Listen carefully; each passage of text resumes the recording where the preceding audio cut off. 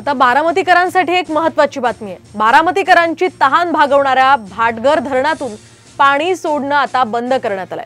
भाटघर धरणामध्ये केवळ 2 टीएमसी पाणीसाठा शिल्लक असल्यामुळे भोर तालुक्यामध्ये पिण्याच्या पाण्याचा प्रश्न ऐरणीवर आलाय। त्यामुळे पाणी प्रश्न न सुटल्यास 42 गावांनी लोकसभा निवडणुकीवर बहिष्कार टाकण्याचा निर्णय घेतलाय। दरम्यान अनेक वेळा निवेदन देऊन सुद्धा मार्ग निघत नसल्याने जलसमाधी घेण्याचाही भाटघर धरण प्रकल्पग्रस्त आणि पुनर्वसन सेवा संघटनेने इशारा दिलाय। घेतल्याशिवाय राहत नाही।